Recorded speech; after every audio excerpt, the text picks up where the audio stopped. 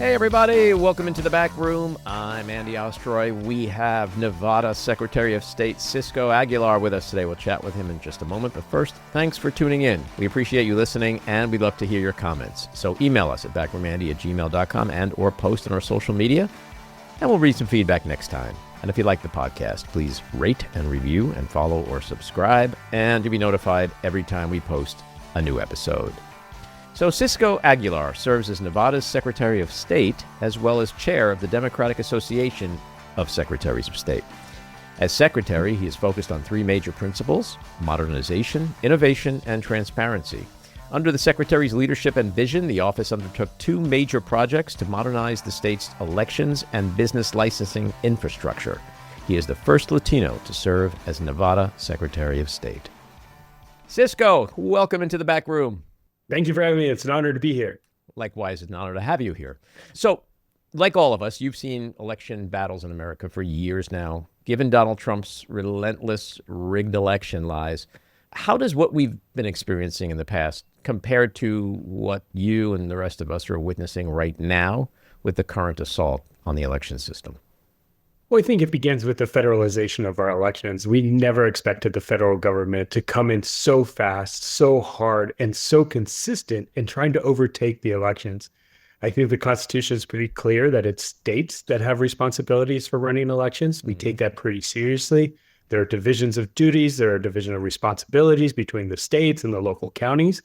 And when you have one individual come in and try to take control, that's exactly what we didn't get or want from a Constitution perspective. And the interesting thing that has happened in the Trump years is that most Americans probably couldn't name their Secretary of State a decade ago, right? Over the last few years, we got brave, dedicated public servants on both sides of the aisle, like you, Michigan's Jocelyn Benson, Arizona's Adrian Fontes, and perhaps most famous of all, Georgia's Brad Raffensperger. And you guys have become prominent fixtures on cable news and have seen your offices become ground zero in the fight over democracy. How critical is the Secretary of State role right now in ensuring a free and fair election? I think it's the most critical when it comes to elections. We are on the front line of having to defend against these attacks, from the intimidation, from the overwhelm, flood the zone efforts to scare us into compliance.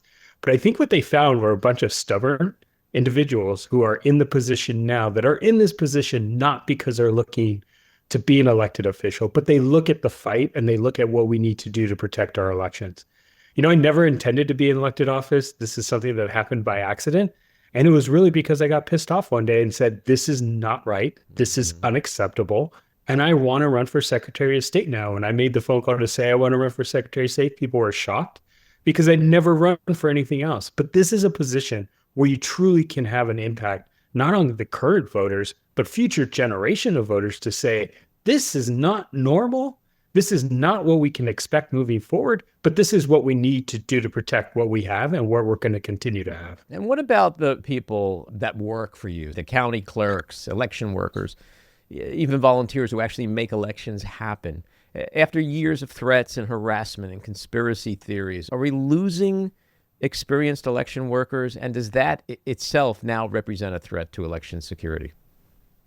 Well, look, I have one of the toughest deputies for elections in the Secretary of State's office, Mark Velashan. He's a retired Marine. He served for 20 years. He understands what service means. But when you start to go down deeper into those lower levels of government, you see there's a bit of fear that is happening, because people don't come to work in these positions because they are committed. They are government individuals looking for jobs to put resources in their families, to put food on the table.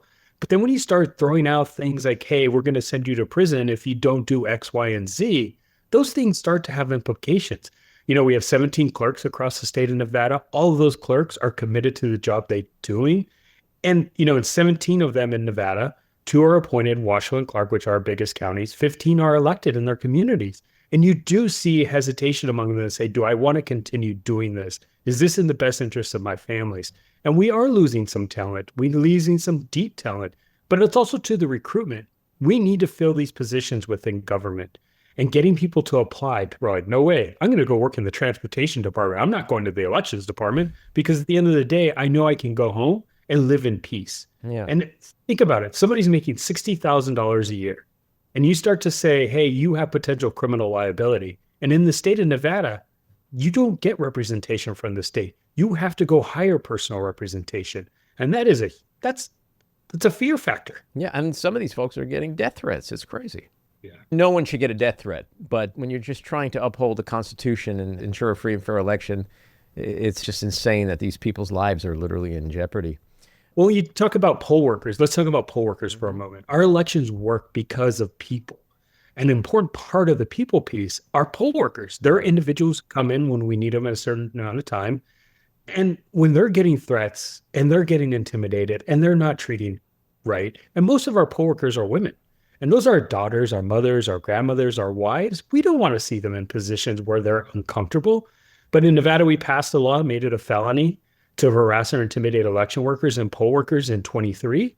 And we've seen the change in the environment again with our poll workers. So we're really proud of the work we've done to make it safe and make it secure, but also giving them an opportunity to have a say in what our elections look like. It's critical. So the upcoming midterms will be a witch's brew of lies, misinformation, disinformation, AI, deep fakes, and other coordinated campaigns. What concerns you most when you look ahead to November? It's the disinformation that's coming out after certain groups of voters. You look at Nevada, 30% of our voters in Nevada are Latinos. I'm the first Latino Secretary of State, so I take this mission very seriously. You have an administration who's talking constantly about non-citizens, and that is having a ripple effect on our voter base. Nevada runs some of the tightest races. We're a battleground state. You know, the road to the White House runs through Nevada. And if you're taking out a third or targeting a third of our voters with bad information or creating fear among them, they're going to self-select out. Latinos are worried about keeping their jobs. They're worried about putting food on the table. They're worried about the education of their kids. They're going to say, hey, I have enough stress. I don't need to add by going out and voting when they have every fundamental right to do it, but they are hearing bad information from the leader of our country. And it's because this leader knows the importance of Latino voters to Nevada, but he wants to choose his voters rather than the voters choosing him. And that's the unfortunate part about this. Yeah, well, as someone who is literally overseeing elections, what does the evidence say about non-citizen voters? It doesn't exist. There are processes in place that are the safety checks to ensure only eligible Nevadans are registered to vote. First, it's against the law, but also, two, there are checks and balances that we do, and there's a bifurcated system for the approval process. If somebody walks into a DMV, the first question they're asked is, are you a citizen of the United States? If it's yes, then you move into the registration process. If you're not, you don't go into that process. But even after they say yes, there is a verification process of that voter with photo ID, with documents to prove that this person is who they say they are. And then that application is sent down to the county for the county to review and to approve so that these processes exist. Then we do voter roll maintenance, which actually looks at the voter roll base and says, okay, what do we need to do here? And in Nevada, that's critical because we're such a transient state. Our voter roll is constantly changing. So we have to make sure we're doing what we do to ensure that only eligible voters are voting. Talk about the letter you just sent the administration on this issue. So look, when you have a president go on national TV and then you have the Secretary of Homeland Security go on TV the very next day to talk about something that doesn't actually happen or exist, it shows you one thing. They do not understand elections, nor do they understand the work that elections officials do. And for them to stand up there is just an embarrassment on their part. And the fact that they continue to attack and threaten, you don't make those threats unless you're standing on shaky ground, and they are on shaky ground. They are not being leaders. They are creating chaos because they know they're about to be held accountable. And you look at the letter and you have all these threats against us because we're not complying with certain issues, but it's not true. They are just there doing these things because they're trying to build a base and intimidate voters from not participating. But the thing is, I'm going to speak in the president's terms, right? It's about winners and losers. And secretaries right now are the winners. Mm-hmm. We have filed significant amount of cases against this administration for the first executive order, the second executive order, for voter roll, private information of our voters. We're on the right side of data privacy. On the data privacy case, we are 21-0. And in that situation, again, secretaries are the winners. And I'd say this administration, they're a bunch of losers. Yeah. You see what he's doing with who he considers opponents or enemies, whether it's Lisa Cook or Comey or just anyone who doesn't, fold like a $2 lawn chair and adhere to his demands. Do you worry about your own vulnerability, prosecution, anything like that? I see a lot of what he does as just hot air. And there's nothing, forget evidence that's always promised to be there in 2 weeks. But just being the target, being investigated, being indicted, even though you may never actually face criminal charges or conviction, it's not pleasant, I would imagine. Do you worry about that for yourself? I do, but I mostly worry about the people who work for me. I'm worried about them and the way they feel doing the work that they do. Look, I chose to be here. I ran for this position. I got elected. I have to stand up at this moment in time and be able to push back on these issues. Secretaries are regulators. We have to follow the law. We do not get the ability to choose one day to be political in this situation or political in that situation, because every decision we make, we get sued over. I think we had about 30 lawsuits in Nevada over the 24 election. We've won all of those cases that have come, but we continue to get lawsuits. But we know we're on the right side of the law, and this is the right time to stand up. And you have to continue. You have to learn how to battle. And where it comes together is relying on my fellow secretaries. It's, you mentioned Adrian in Arizona and Jocelyn in Michigan, and we have an open seat in Georgia now. And looking at these positions saying, okay, what do we need to do to ensure we're doing what's in the right interest of voters, not just today, but in the future? And yes, it does get tough. And at some nights you're like, what am I doing? Especially when you see your friends out having fun, doing the things they do with their families. And you're saying, hey, I can't go tonight because I have to have a call with a bunch of lawyers. I used to be a secretary, but now I'm a managing director of a law firm because we have so much legal support on all these issues. Yeah. I know I speak for millions and millions of people who really appreciate and are thankful for folks like you and what you're doing. It's not being done in vain. The nights you're giving up, it is so important. And the people who work for you and the rank and file people, I think it's perhaps the most underappreciated or unrecognized job in this country in the last few years. Thank you. So we've seen Trump and the Department of Justice in a feverish push, albeit a highly unsuccessful one so far, legally, as you alluded to. This push for access to states' voter data, including this controversial search and seizure that happened in February, the 2020 ballots in Georgia's Fulton County. Do you see that kind of thing as like a one-off where he was just sort of testing the waters? Or is there a bigger concern here as we approach the midterms that we might see more of this? I think it's, flood the zone. It's kind of to put us in a position of a UFC chokehold and force us to tap out, but we're not going to. That's the thing. We know we're in the position, but it's a distraction. Every time one of these issues come up, you have to step back and address it. It's constantly being put in the defense, and we have to figure out how to go into the offense. And I think being on the offense is talking to our voters in our states and saying, look, the states run our elections. Your local county officials live within your communities. They know your community. They know you as a voter. So let's step out and really take action by responding to these situations in an offensive way of getting out to actually vote and holding people accountable for the bad decisions that they're making and not providing the leadership that we need them to provide to move our state forward, to move this country forward. That's where we get the benefit of it, is being able to directly communicate to voters in our states and in our communities to say, your vote matters, but we're not going to change where we are unless you make that effort to show up at the polls. The administration is now going back to the Supreme Court to revive these restrictions on mail-in voting that the lower courts blocked. What is the likelihood that this court, this conservative majority, could effectively change the rules of the election, which is just less than 3 months away now? Yeah, and it's really fascinating. This is, I was hesitant. We had a case before the Supreme Court earlier this year, the Watson case, which would have changed the way we accepted mail ballots and had a bigger impact on military members from Nevada who were in active duty serving overseas. But the court actually ruled in our favor and allowed us to continue to operate our elections as we have in the past. Because again, that is a state decision, not a federal government decision. With this new case, it's the same thing. You can't change the rules in the middle of the game. We just went through the World Cup. You wouldn't play the first half of the game under one set of rules with certain referees and then at halftime or, change the game so that you put in a new set of rules. It's just confusing to voters. And it's unfortunate that voters have to even think about this. But I think the Supreme Court has enough sense to say, hey, we've won these cases over and over again. And the fact that the Court of Appeals ruled in our favor on this second executive order implementation, and the post office knows better. They know the behaviors of consumers. They know you can't change consumer behavior overnight, and they should not be engaging in this. Unfortunately, I think you have an individual, so serving as the Postmaster General, who came from FedEx, doesn't understand the rule of law or what the Constitution means. I say you should go back to FedEx.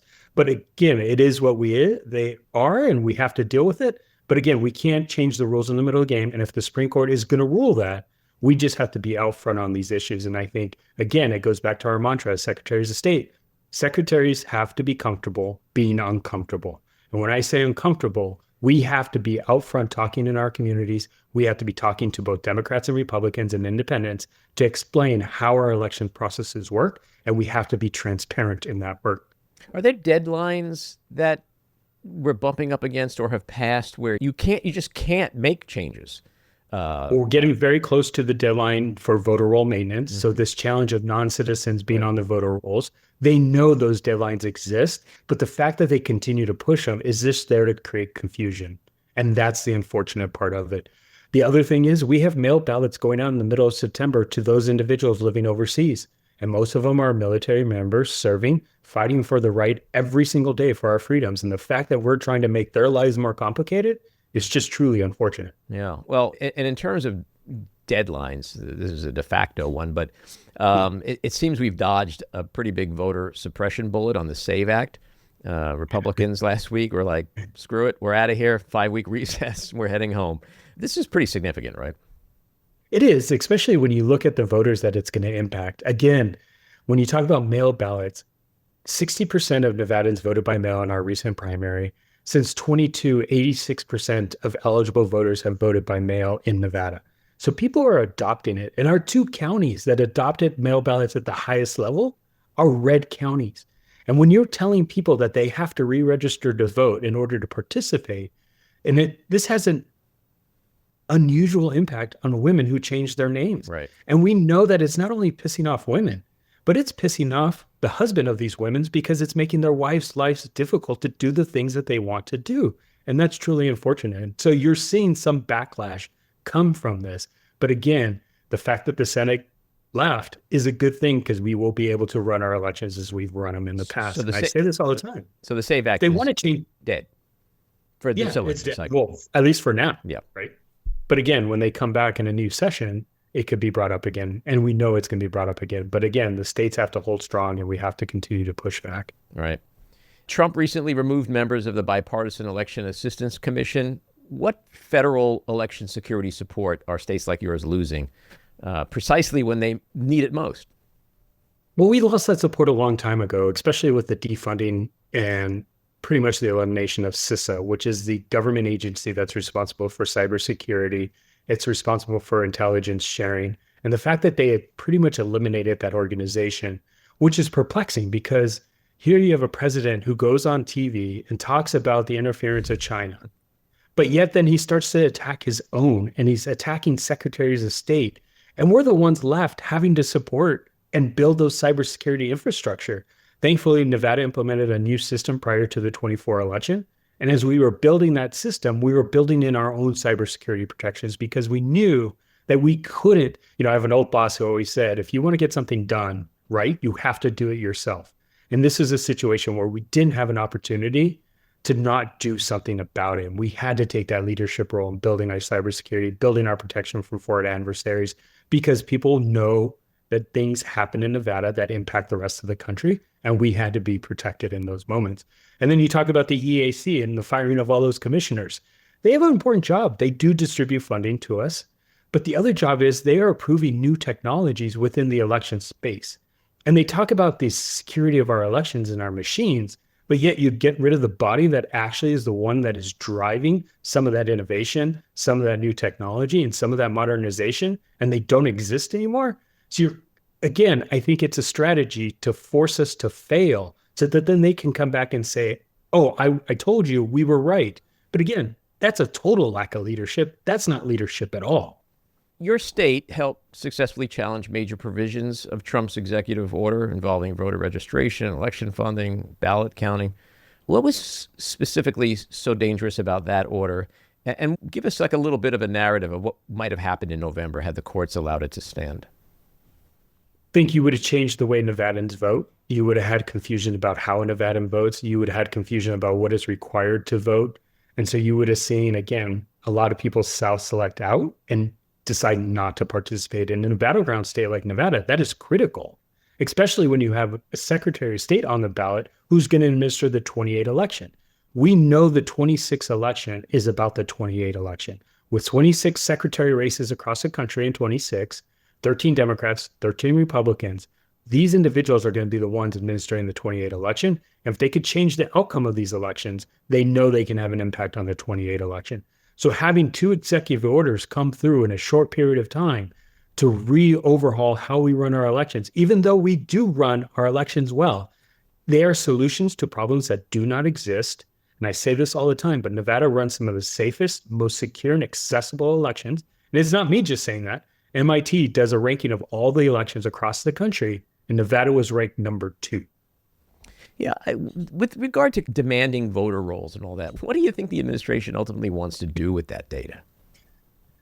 Again, intimidate voters. They don't have the systems now to even use that data. And that's why when they sent us the first letter and said, send us this information, we said, yeah, we're happy to send you what publicly is available, but we're not going to send you birthday, Social Security, and driver's license numbers together. That's private information of our citizens. State law is very clear what my responsibility is with this information, but we will ask you questions. Why do you want this information? How are you going to store this information? Who's going to be responsible for the security of this information? They never responded to us. They just sent a lawsuit, and that's fine. But they don't have the capability to actually do something about it. And then when the second executive order came out and said 3 massive federal bureaucratic agencies are going to build a system, one of those agencies couldn't do it on their own. We know that they are unable to accomplish things quickly or to do it right. And then when you have 3 of them involved and you have the 3 egos of 3 secretaries trying to be in charge, that's not going to work. And you're not going to get the system you need. They use the SAFE system now that was designed for a benefits review. But we are talking about, in this situation, a fundamental right granted in the Constitution. And you're going to have a system that has false positives consistently, be able to dictate who and cannot vote. And as a state, I'm not going to put our state in that position. That's too much liability. Mm-hmm. Is there a red flag that was raised for you at all that the DOJ sent poll watchers to Michigan last week for the primary? What do you think that was about? Is that just more voter intimidation that you're talking about? Is there any like 3D chess that's taking place behind the scenes because of that? Or is this just a bunch of incompetence, like you just said, like the gang that can't shoot straight are just going to Michigan to like make people go, ooh, they're in Michigan? They're doing it because these individuals are trying to appease a certain individual. And that's the unfortunate part. They're doing it because they're trying to keep their jobs or they're trying to stay in the good graces of the president. And so they're making bad decisions because they're trying to appease him. What I'm more concerned about is the threat of federal agents being at polling locations, especially ICE in a state like Nevada. That's the dangerous aspect. What happens if that happens? What do you do? Yeah, so we're prepared for this. Like I said, this, elections officials, secretaries of states, we're crisis managers. We have to be prepared for these situations. We have to think about the unknown and we have to have a response to it. So it's a multi-pronged approach. One, it's legal. We have our legal pleadings ready to go. I call it the Mad Libs of legal pleadings because we'll put in a defendant and the plaintiff immediately, the jurisdiction, and get those things filed as fast as possible to get an injunction against federal agents being present here in Nevada. It's a calm strategy. It's being ready to go, talk to voters directly and say, the federal government is trying to do this to you, but they have no right to. You still have a right to vote. Please make a plan. We have universal mail ballot in Nevada. You can vote from the comfort of your home. If you want to go to a polling location, which we know Latinos tend to do on election day, right after work between 3 and 7 o'clock. If you're going to go to a polling location, go in a group, but have a plan. It's also recruiting people to be poll workers in communities that look like their community. Because if a person walks in there from East Las Vegas who is Latino and sees a Latino poll worker speaking their language, they're going to say, this person has my back and I'm comfortable to cast my vote. Second is just getting the community to respond and to engage in this, to bring the security. But also, too, it's the local elections officials and clerks to say, hey, we will continue to operate in a calm, pragmatic way. So we're continuing the operations of our polling locations. But those county clerks need to increase capacity so that people don't have to wait in line when they show up to a polling location. You know, there's so much inflammatory rhetoric on the part of the right coming from the White House on down about election day and this election. You also have this hysteria on the left of like, oh my God, he's going to do this, he's going to do that. How worried are you about a scenario, call it a Hollywood doomsday scenario, where like November 4th comes around, or even the night of November 3rd, he just says, hey, this is rigged. And then the next day there are agents showing up in Nevada to confiscate voting machines. I don't think that'll happen. Do you think it'll happen? And if it does, I hope you're prepared for that. We are. Again, that goes back to our lab mids legal filings. We have this litigation ready to go. We just need to know when it's done. The fact that Fulton County experienced, unfortunately, what they did gave us the preparation, and we need to be ready for it to happen in any jurisdiction. And we know it is a potential, especially in the battleground states, but we are prepared for it. Again, we have some of the best lawyers in the country working with on these cases. And what's really even fascinating is, they did the cleansing of the DOJ when the administration took over. Those were career litigators who understand these laws, and they're pissed. Yeah. And now they're in the private sector. And the fact that they're willing to go to battle and represent us on these issues brings that expertise. Great point. We have the brain trust on these issues, and having the smartest people on this is going to lead us to victory on some of these issues. How fast does that work, though? Again, Hollywood scenario. The agents, they come. We're taking the boxes. You want to go file an injunction? Go ahead. We got the boxes in a white van.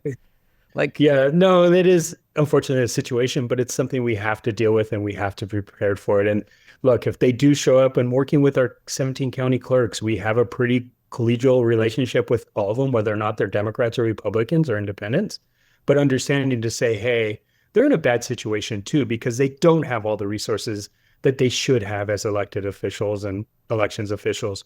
But we can help build that team effort to say, in this situation, it's not about party registration. It's not about politics. This is about governing and doing what's in the best interest of our state and the citizens of our state. So here is the plan that you need to execute. It's talking with them to say, hey, if this does happen at the polling location, here's some guidance. Here's a memo on what steps you need to take. Mm-hmm. And on, the confiscation, if they show up with a warrant, that was issued by a judge. Right. We're limited in our response to be able to do that, but we are going to fight it. And this is how we're going to fight it. And this is what we're going to do. It's really interesting because judges have become so critical to all of this. Well, I was going to say, last time I checked, we still live in a democracy, and right. The courts have shown that they're serving as a very critical guardrail. Last quick question. Are we going to have a free and fair election?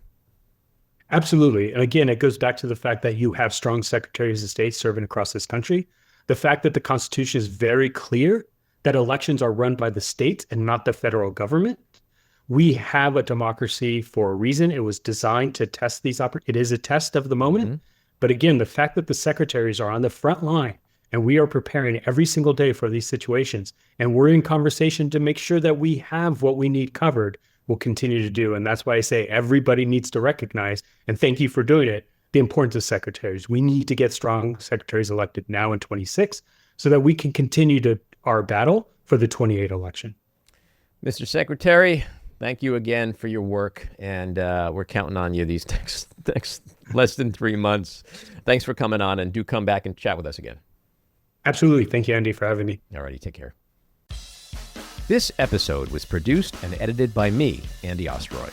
It was co-produced by Matty Rosenberg and Jen Hammoud for Radio Free Rhinecliff, with additional editing by Matty Rosenberg, music by Andrew Hollander, and graphic design by Cricket Langell. And with a special thanks to our sponsor, The Epicurean. Again, thanks for listening. Please rate and review wherever you get your podcasts, and subscribe to the Backroom with Andy Ostroy YouTube channel, where you can watch full videos of our interviews. See you next time.